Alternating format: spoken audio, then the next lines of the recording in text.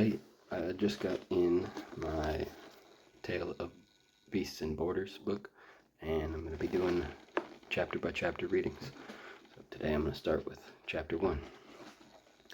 I'm excited for you all to experience this story. Act 1, Ripples of Change. Chapter 1, Obsidian Shard. Let me tell you a tale of Taka, the firstborn, and how the very essence of our world came to be.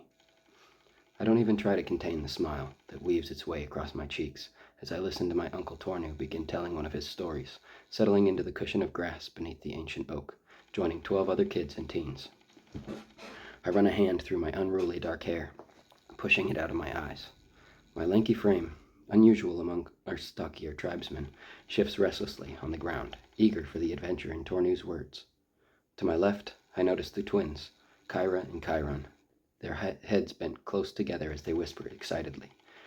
At 14 cycles old, they're among the older of the gathered group, aside from myself and a few others.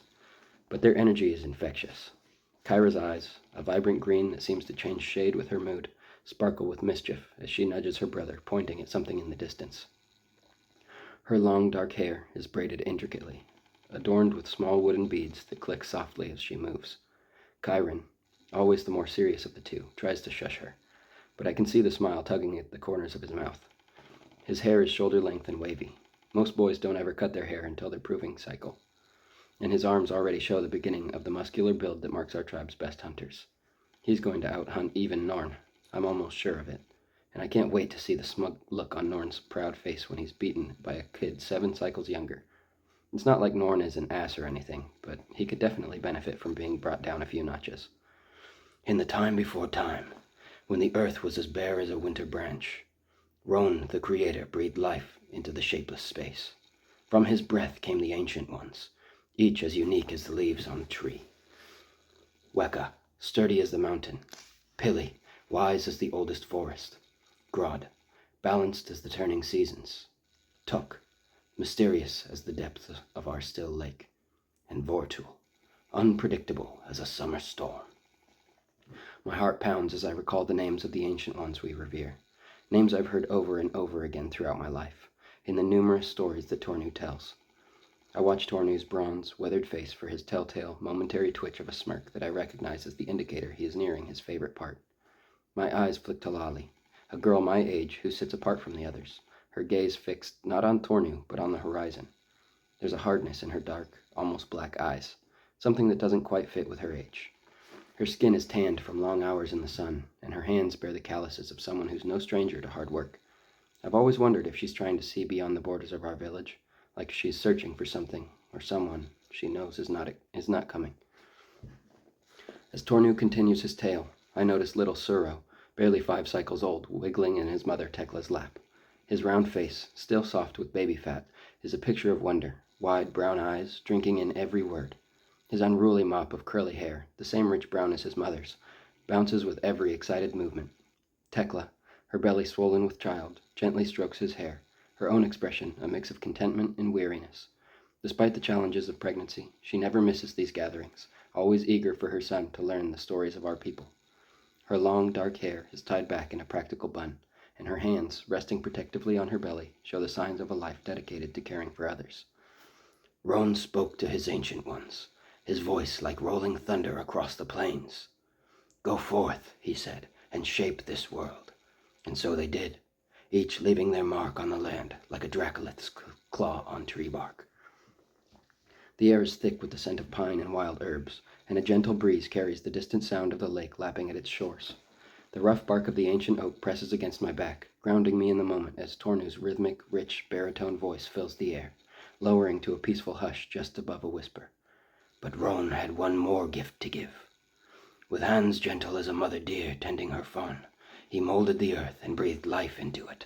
Thus, Taka was born, the first of our kind.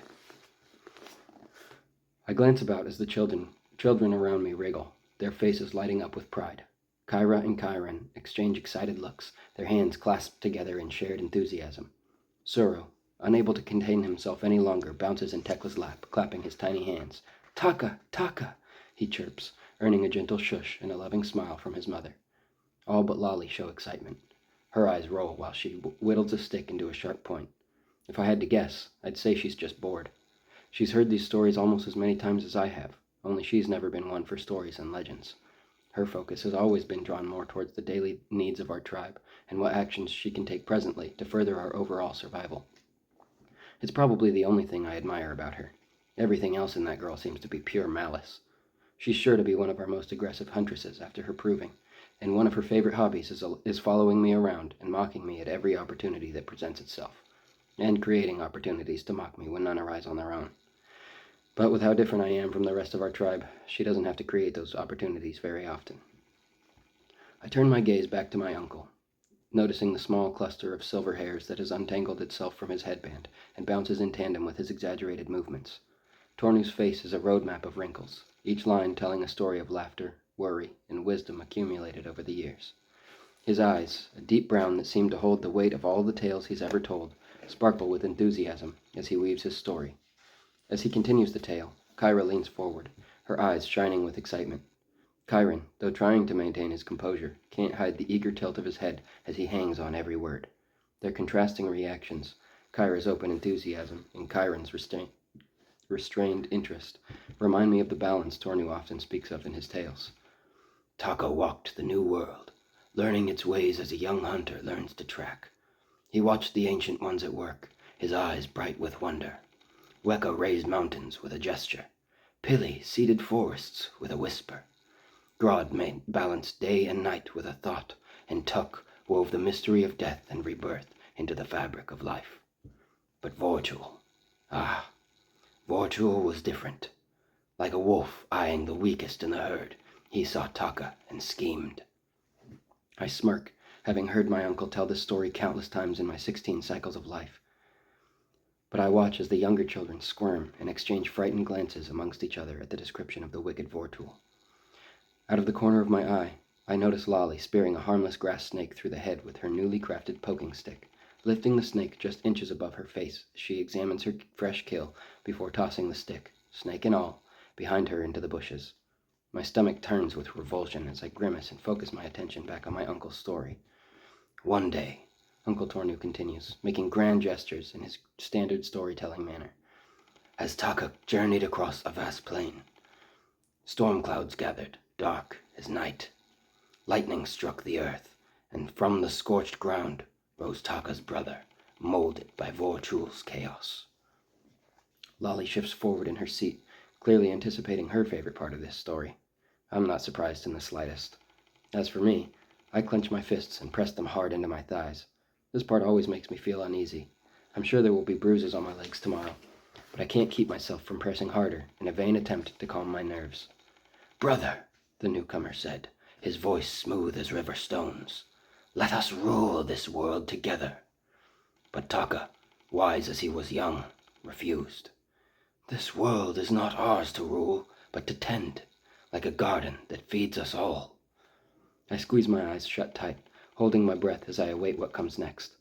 I hear Lolly shift her weight forward even further, and I'm sure there's a smirk spreading across her cruel, ugly face.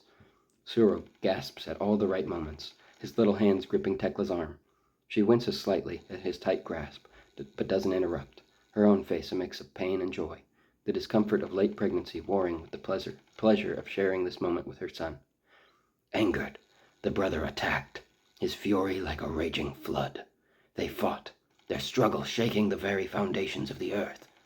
In a crucial moment, Weka, seeing Taka's plight, raised a mighty boulder from the ground, a shield against the brothers' onslaught. The battle raged, as fierce as dragons locking talons. In the end, Taka stood victorious, but at a terrible cost. His brother lay still, returned to the earth from whence he came. The children around me gasp in shock as I hear Lolly let loose a sigh of satisfaction, opening my eyes and loosening the grip I have on my furry leggings covering my lower half. I don't understand how she can enjoy violence so thoroughly. Taka wept, his tears falling like spring rain, nourishing the soil. And from those tears, the first tribes of man arose. Remember, young ones, Tornu says, his eyes gleaming in the sunlight. Like Taka, we must be strong, but also wise. We must protect our own, yet respect the balance of the world. For in this great forest of life, we are but a single tree, interconnected with all that surrounds us. Now go, tend to your tasks, mend your shelters, hunt your prey. But as you do, think of Taka and the responsibility we bear. For we are not just survivors in this world, but its caretakers. Every action, no matter how small, ripples through the web of life, like a pebble dropped in a still pond. As Tornu's tale reaches its conclusion, the reactions around me are as varied as our tribe itself. Kyra and Chiron are whispering animatedly, no doubt planning to reenact the battle between Taka and his brother later. Zuro is bouncing with excitement, overflowing with questions for his patient mother. Lolly, as always, remains aloof, her eyes scanning the tree line as if searching for a more worthy challenge. I've always loved listening to Tornu tell stories. Sometimes they're stories about Taka and the origins of our tribe. Other times he tells stories about the wider world of Alara and tales from his youth. But something about hearing him tell this story today, I can't seem to keep my heart from racing. For the last 6 weeks I've been trying to build up the courage to ask my uncle to take me out closer to the tribe's borders. I want to see what's out there, to take part in the adventures like he once did. I want to experience the wonders of the Ancient Ones like Taka did. I've absorbed every bit of knowledge Tornu has shared, from reading weather patterns in the sky to identifying edible plants in the forest. But knowing and doing are not at all the same. I need to test these skills in the world beyond our borders. Our tribe has always held closer to Taka's teachings about being the caretakers of the land we walk on, which has kept us rooted by the same lake for the last 12 generations of Takakin. But I've always yearned to explore, leaning into his teachings about the wonders of the world and seeing all the branches on this interconnected tree of life. The younger ones gathered around the old oak tree that has stood in the center of our village, supposedly since the days of Taka, begin to stand, chasing each other and picking up their play as if no time had passed since they put their games on hold to hear one of my uncle's timeless tales. Tekla, the wife of Quovac the hunter, takes the hand of her 5-cycled-old son, Suro.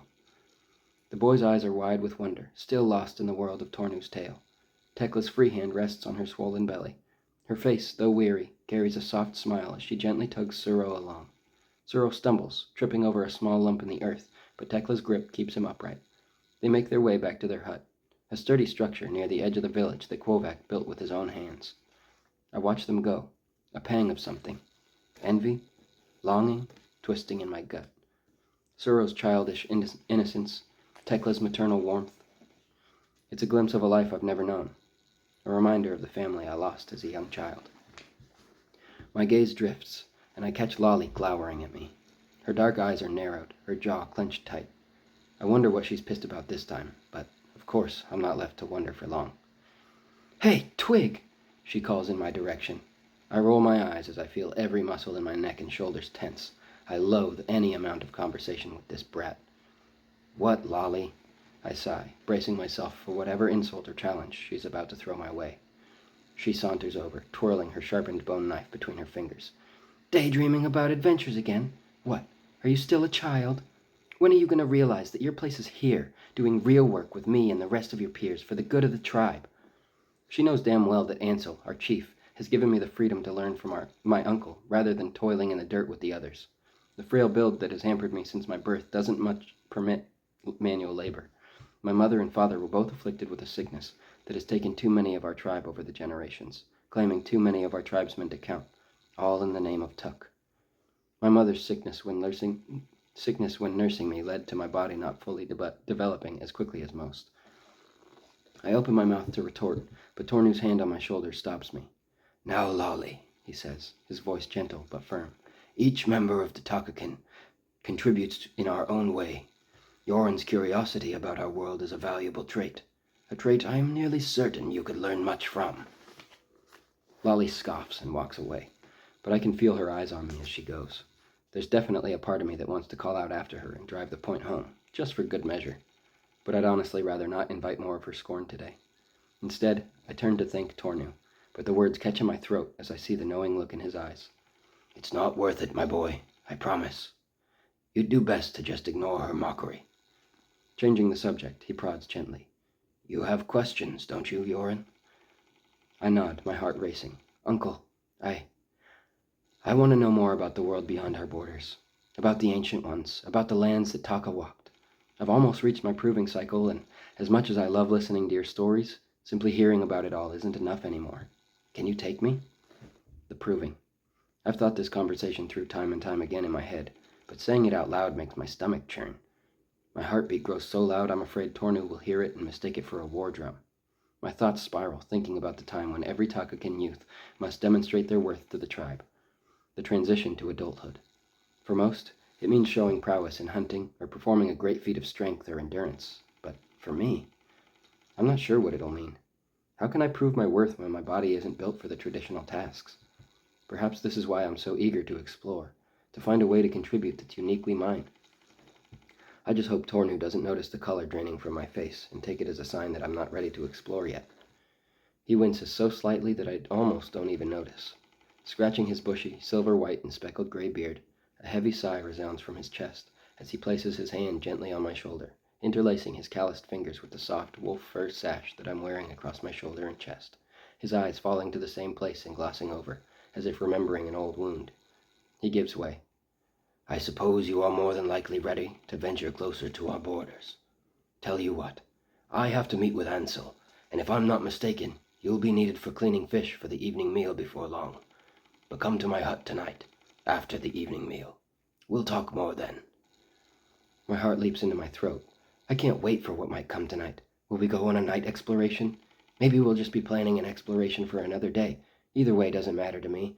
I'm just excited to finally see more of our land and what secrets are hidden even closer to our borders.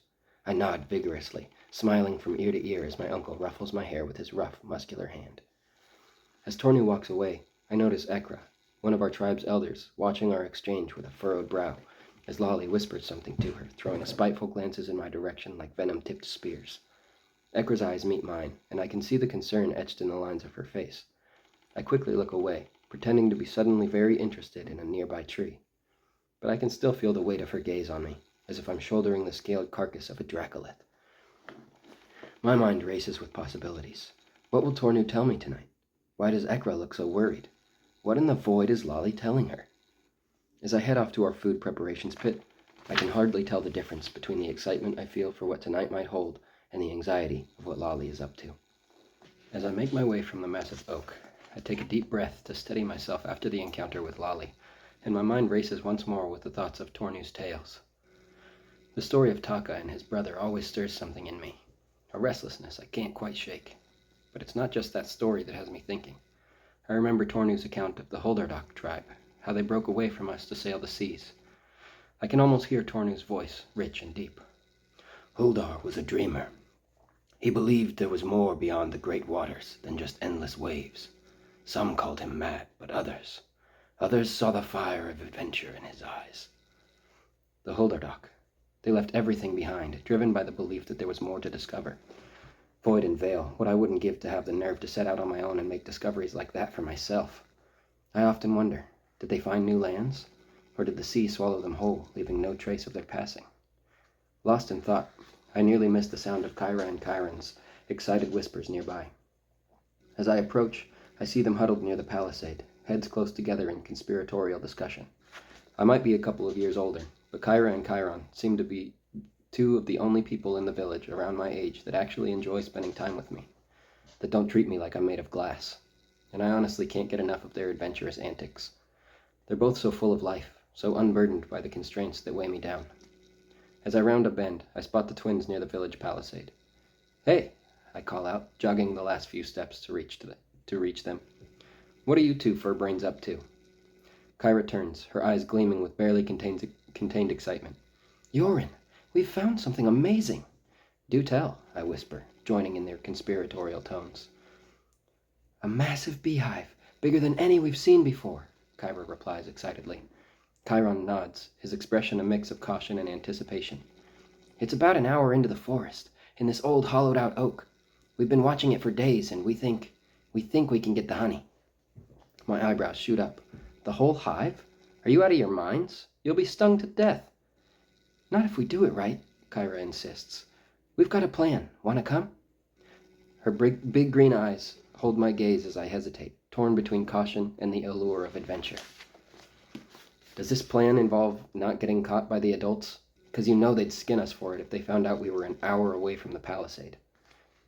The twins exchange a glance. That's where you come in, Chiron says.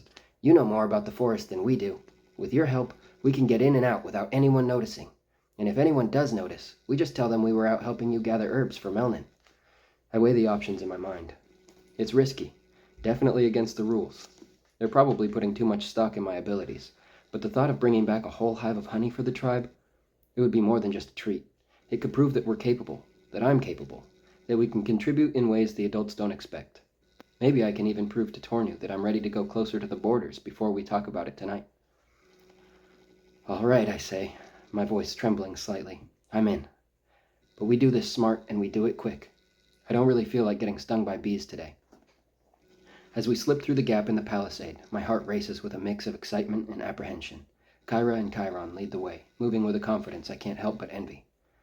So what's this brilliant plan of yours? I whisper, ducking under a low-hanging branch.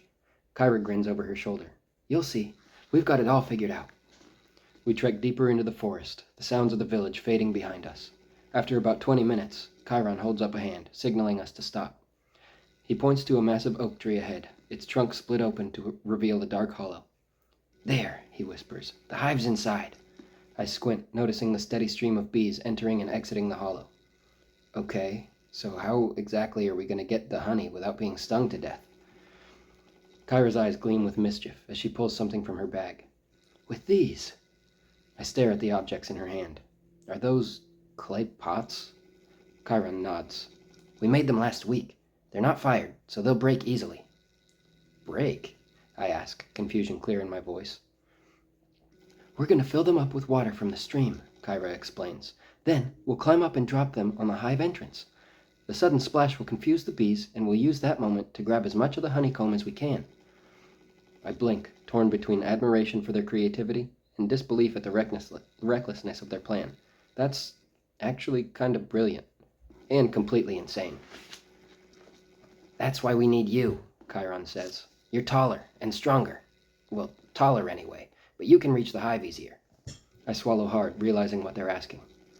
But you're better at climbing, Chiron. You want me to be the one to drop the pots and grab the honey? They nod in unison. Void and veil, I mutter. I won't back out now. All right, let's do this. We fill the pots at a nearby stream, then return to the oak. I start to climb, my heart pounding so loud I'm sure the bees can hear it. Halfway up, I glance down at the twins. They both clench a fist and raise them in unison, giving me identical, exaggerated nods of encouragement, smiles beaming across their cheeks. Taking a deep breath, I raise the first pot. Here goes nothing, I whisper, and let it drop. The pot shatters against the hollow's entrance, sending water and clay shards everywhere. The bees' steady hum turns into angry buzzing. Shit. I thought this was supposed to disorient them, not piss them off. Maybe it just wasn't enough water. Quickly, I drop the second pot, and the results are no better than before. Well, maybe they're just pissed because they're disoriented. Hands trembling, I reach deep into the hollow. My fingers sink into the sticky, waxy honeycomb, warmth seeping through my skin. Just as I start to pull it free, a sharp, fiery sting explodes on my wrist, stealing my breath. Ow, shit! I yell, much louder than intended, as one of my legs slips off the branch from beneath me and I scramble to catch myself, using my hand that's submerged in the thick honey to grab the tree and hold myself in place, with one leg wrapped around the branch to keep myself upright. Yorin! Kyra clearly tries and fails to stifle her shout. Keep going! You've got this! Calls Chiron, quick to urge me on and distract me from the panic in his sister's voice. I grit my teeth and reach for another piece. The honey slick under my fingers. The buzzing swells around me, a frantic hum in my ears, and in an instant, the air thickens with a swarm of furious bees, engulfing me, their wings brushing against my skin like a rising storm. Tux Clay!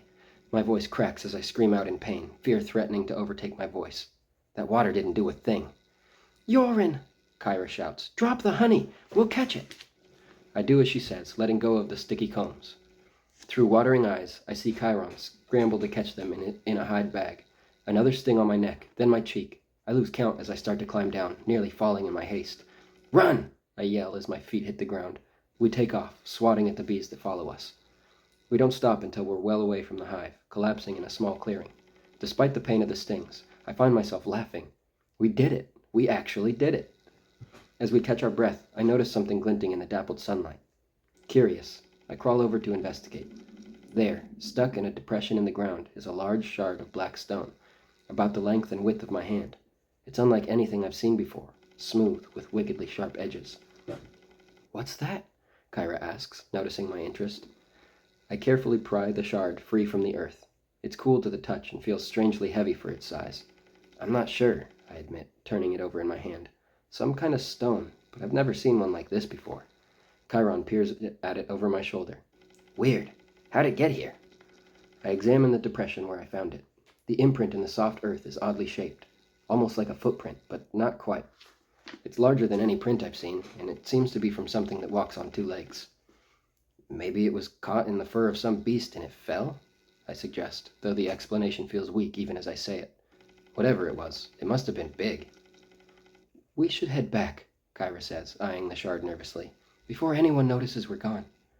I nod, tucking the black shard into my waistband. I'm not quite sure what it is or where it came from, but its shiny, smooth surface is unlike any stone I've seen here before. I think I'll keep it. As we approach the palisade, my heart pounds with excitement. Kyra and Chiron trail behind me, their hushed voices filled with plans for sharing our prize. The weight of the honeycomb in the hide bag feels like a trophy, proof of our success. "Almost there," I whisper, eyeing the gap we'd slipped through earlier. "Just a few more steps and we'll be—" "Where have you three been?" I look up to see Norn's imposing figure leaning against a nearby hut, arms crossed, but a hint of a smile playing at his lips. His eyes widen as he takes in our disheveled appearance, lingering on the angry red welts dotting our skin. "Void and Vale, what happened to you?" he asks, pushing off the wall and striding towards us. Kyra grins, holding up the hide bag proudly. "We got honey! A whole hive's worth!" Norn's eyebrows shoot up, obviously impressed, as he dips his finger in the hide bag and takes a taste. "A whole hive? How did you manage that?" "It was Yoren's idea," Kyra chimes in, and I feel a mix of pride and surprise, knowing full well this was their plan, not mine. "Was it now?" Norn says, his gaze locking onto mine. There's a glimmer of admiration there, but also concern. "You know it can be dangerous out there. Next time, at least let me come with you so that you have someone to keep you all safe." Kyra rolls her eyes. "But we had Yoren with us. He knows the forest better than anyone." Norn chuckles, shaking his head. "Uh-huh. Like I said, next time, take me with you." His tone is light, but I can see the worry beneath his proud smirk. "We will," I promise, meaning it. "Maybe you can show us some of your tracking techniques next time." Norn's face lights up at that. "Now there's a good idea. But first," he gestures to our stings, "you might want to see Melnin about those. And maybe come up with a good story for the elders. Or Tornu," he adds, looking directly at me. I wince, having momentarily forgotten about facing my uncle. "Right. Thanks, Norn." As we start to move past him, Norn calls out, "Hey, I've got to go finish helping Quovac with the deer we killed earlier. Save some of that honey for me, will you? I'd bet it tastes better with deer flank than it does with human finger." We nod eagerly, the pride of our accomplishments swelling once more.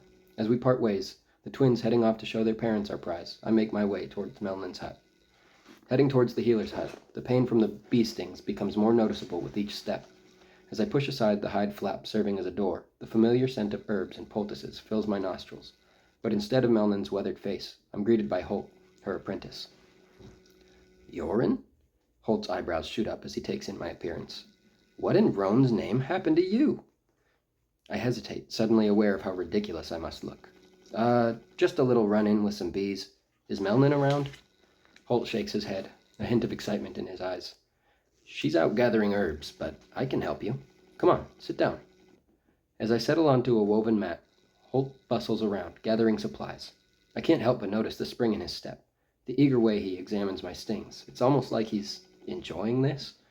"So," he says, crushing some leaves in a mortar, "how exactly did you manage to anger an entire hive?" I shift uncomfortably. "It's a long story. Can we just focus on the stings?" Holt's eyes narrow slightly, a mischievous glint appearing.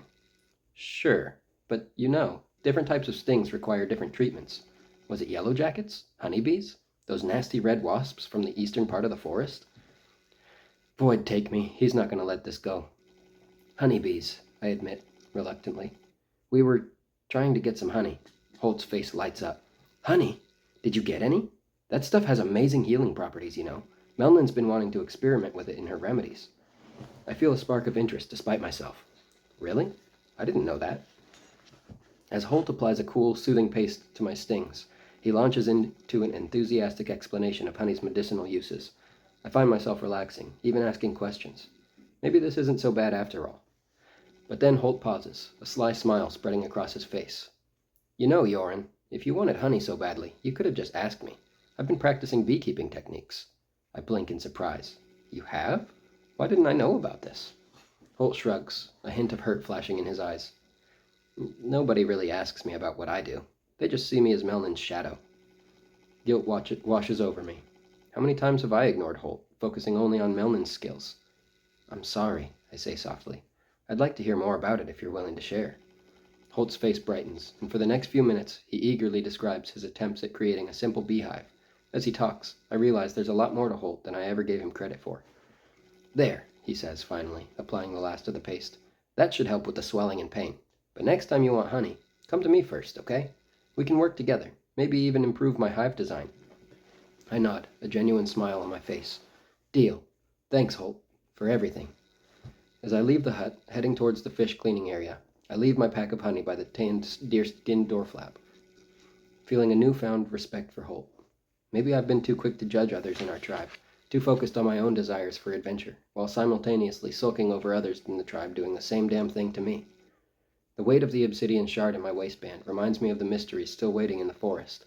But for now, I have fish to clean for the evening meal, and a new perspective to consider. Who knows? Maybe Holt's beekeeping skills will come in handy on our next honey heist.